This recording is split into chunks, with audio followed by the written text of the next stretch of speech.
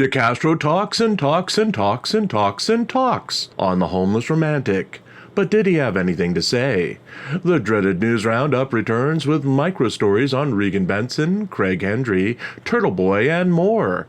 Plus, who won the month for the GoFundMe race? Hint, it wasn't Chille DeCastro. All this and more in this edition of Auditing Insanity.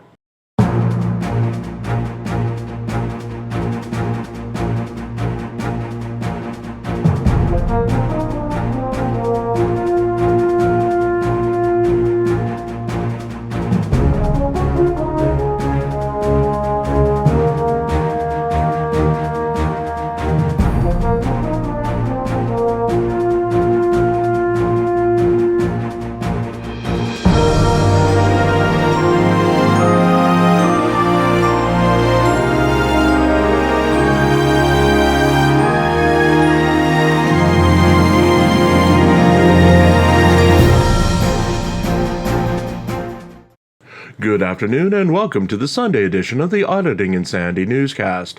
I'm Jim Finch and I'll be your host for a shortened edition featuring news on Chille DeCastro, lots of people in our dreaded news roundup, and a look at the GoFundMe market. We are set to take the day off on Monday as part of our planned 6-day schedule for the 2024 NFL football season. We're not sleeping or resting or having a cookout or anything like that. We're working on some behind-the-scenes changes tomorrow that will impact a lot of things with the program going forward. With that, we may elaborate further in our closing thoughts, but for now, we ask you to focus on GoFundMe winners for August revealed. If you've been following this column, it should be no surprise to you who ultimately won the month. But first, there was a surprise winner for the last day of the month as Christopher Directee Ruff salvaged his take for the entire month with a $100 last-minute donation. To tease you with how bad the month was, the single donation of $100 propelled Ruff into a four-way tie for fourth place for the month and doubled the $50 take of our own ongoing expenses account for the day. It was the first donation to Ruff's fundraising efforts in 2 months, and more than likely was inspired by Ruff's over-candidness in his take on the current state of auditing in America. His recent teardown of San Joaquin Valley transparency saw the first memorable mention of his GoFundMe in some time, as he accused San Joaquin of accusing him of running a fake GoFundMe. While he didn't give out the URL, it was memorable as he normally doesn't go out of his way to promote the fund. So let's get to the month. Starting with the big losers. Christopher, Denver Metro Audits Cordova, Garrett, Press with Ranker Van Net, Chille DeCastro's Lawyer Fund Only, the two fake Chille DeCastro accounts, For Public Safety, Michael Blue Bacon Paratini, Tuapri, and Floyd Wallace all saw no donations to their campaigns for the month. DeCastro's Legal Aid Fund Donation Fund Help People Fund is in last place for all the campaigns that got donations with a $25 take, only because LIA's help with his billboard truck purchase pulled in $5 more at $30. Then we have a tie at the $100 mark with Craig Hendry, Directee, BZ Watchdog, and DeCastro's Justice for All, Legal Accountability, the fund to sue Justice of the Peace Ann Zimmerman, sharing the crown. Next up is Sean Paul Long Island Audit Riaz with his generic support for the Fight Against Tyranny and Corruption Fund, which took in $120 for the month. In second place for the month comes Chille DeCastro's Legal Defense Fund Crime Scene Tape Illegal Arrest Campaign, which took in $150 for the month. For a campaign where he doesn't need the money as the charges were dismissed and the trial never happened. DeCastro famously put $15,000 down for a retainer in that case and says he'll never see a dime of the money from the attorney he hired to defend him, which is worse for DeCastro as the decision not to prosecute reportedly was made by the district attorney without intervention from DeCastro's attorney. Our own GoFundMe Expenses Fund took the month with $515 in donations, primarily led by our hate watcher who wants to see this terrible column continue. Month to month, DeCastro's Crime Scene Tape Fund, LIA's Support the Fight and Billboard Truck Funds, Craig Hendry and Directee's campaigns saw gains from July.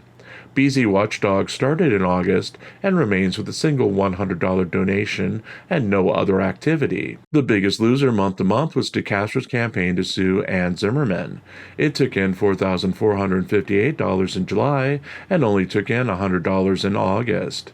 It was followed by Press with Rancor's Fund, which took in $1,693 in July, but nothing in August. This was following the falling out between Rancor and DeCastro. DeCastro stopped promoting the fund, and it simply has died. Our own fund was the third biggest loser month to month, taking in $1,815 in July and only $515 in August, as we had 2 generous donations in July that went to this campaign rather than to our PayPal. All in all, other than our own fund, every other fund made less than $200 for the month. Call it laziness, call it inability to promote, but some huge channels with hundreds of thousands of subscribers and viewers should have come through with their campaigns.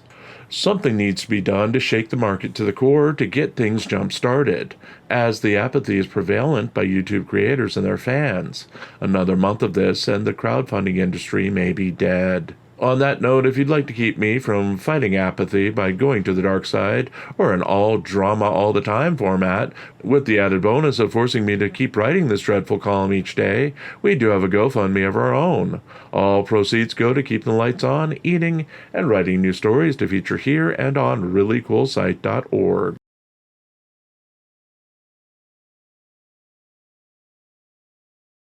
DeCastro appears on The Homeless Romantic. Jose Chile DeCastro's Friday appearance on The Homeless Romantic podcast left his fans amazed and his foes frazzled as he stuck to old stories, tales of his time in jail, false claims, and, of course, his non-stop telling of chillified versions of historical events. DeCastro started the broadcast with a direct complaint about his revenue since going to jail. He claimed that his average subscriber gains went from $50,000 a month to $15,000 a month since getting out of jail. Likewise, he claimed that his monthly viewership went from 40 million views a month to 14 million views a month since being in jail, blaming both drops directly on those who are conspiring against him.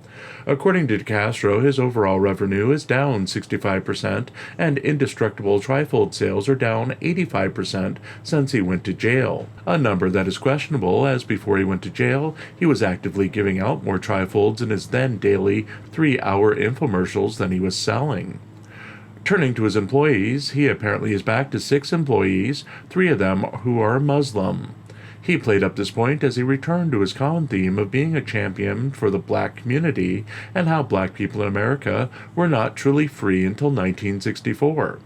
He claimed that the highly controversial Uncle Tom's Cabin was one of the books he read during his time in jail, which proved he had great affinity for his black cellmates until they all sold him out when he stood up to a guard on their behalf and they abandoned him when the guard started talking with a street accent.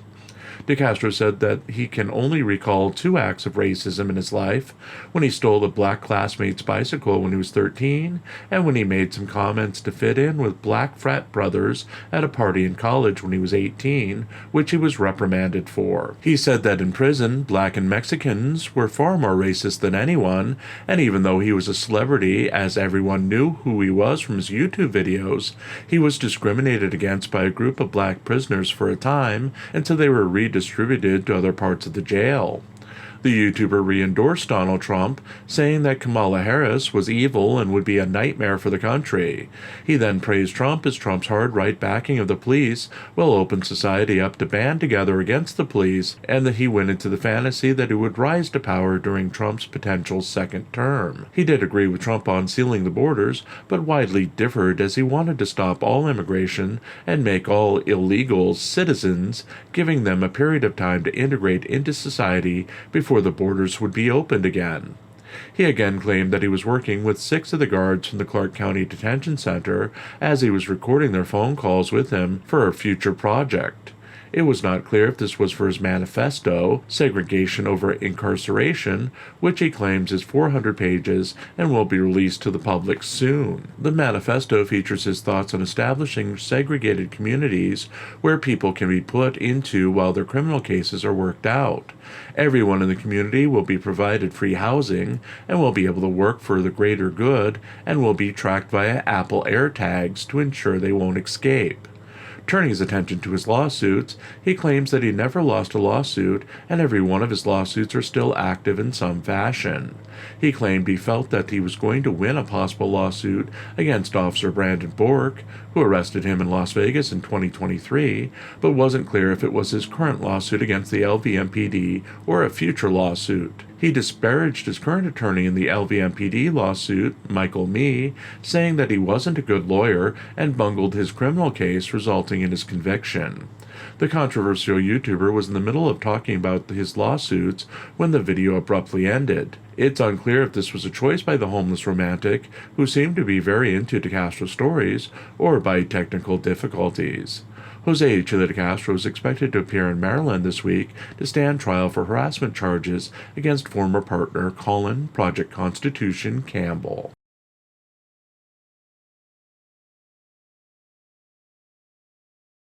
News Roundup for September 1st, 2024. We've come to the dreaded News Roundup portion of the broadcast as it's Labor Day weekend and most of the auditors we follow have gone dark, and we have a lot of bits and pieces of stories to cover that might not have enough information for a dedicated story of their own. Starting with TURTLEBOY, TURTLEBOY Aiden Kearney claims that his YouTube channel received a content strike on Wednesday's broadcast and has been suspended until Saturday, September 7th, 2024. He has directed his fans to watch him on Twitter or Rumble. Kearney hoped aloud in tweets last week that he'd like his association with Karen Reed to land him an appearance on the Joe Rogan Show with Reed or without Reed. Kearney is also using his allegations of police misconduct in the Sandra Birchmore case to show similarities in his own case of witness intimidation and the Karen Reed murder case. He's often reporting facts from the three cases interchangeably, as if he's a central figure in all three. Regan Benson has made no new YouTube content in 2 weeks. She had briefly rebranded her YouTube page following the Inglewood City Council's decision to change their rules on public comment 2 weeks ago. Her next chance to test the new rules comes Tuesday, when they'll have their holiday-delayed next public meeting. Floyd Wallace has also gone MIA. The YouTuber was expected to leave for Colombia on an extended sex tour last Wednesday, provided he got his passport problems resolved. If he made it to Colombia, he hasn't live-streamed as of yet, nor has he updated his channel with his current status. Hendry also seems to have taken an extended break from putting out videos. His last video was released 12 days ago and featured his supposed victory over a contempt of court case. We'll keep an eye out for more updates from his many court cases in Indiana. As DirectD made waves the other day by calling out fellow auditors, most viewers also missed the Angry Vet and Taco Terry taking swings at him Friday morning before the Angry Vet's latest court hearing. The pair mocked his role as enforcer for the auditing community and told him to bring it on.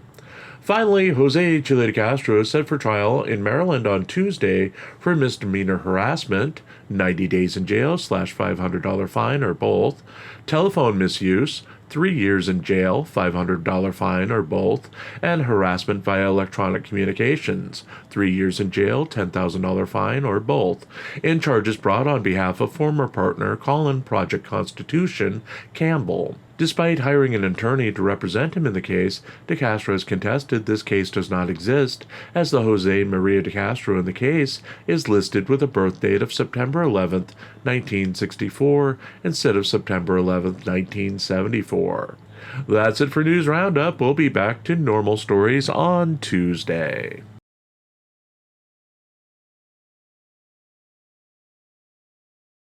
And we're back. Things are slow for the holiday weekend, with all the auditors that we cover out laboring to provide new and fun and interesting and, oh hell, they're out lounging about, making mad fat YouTube ducats and laughing at our peasant status again, aren't they? I just got the kick me tattoo off my nether regions, and don't get me started on the QR code, someone pants, pants thought would be funny to plant in various parts of the country. I can never show my face at that truck stop again. Who'd have thunk the truck drivers knew about QR codes, or who would be nutty enough to follow his instructions? We're gearing off for a nice and safe Labor Day Monday as we work on changing our thumbnails and may get around to do at least one massive photo shoot for the characters we produce in our 3D rendering software. While we liked the simplicity of our old YouTube thumbnails, let's face it, they needed work, and they were covering up our artwork that we put years into producing. We got the feedback, we're changing things, and hopefully we'll be drawing more viewers in to fall asleep to the sound of my dreaded newsman voice. Hey, some of us weren't born with it, and we're too poor to afford AI.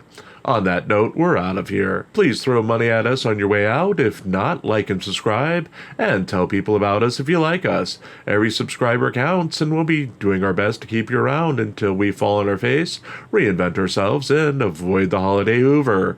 We know where it's been. Good night, everybody.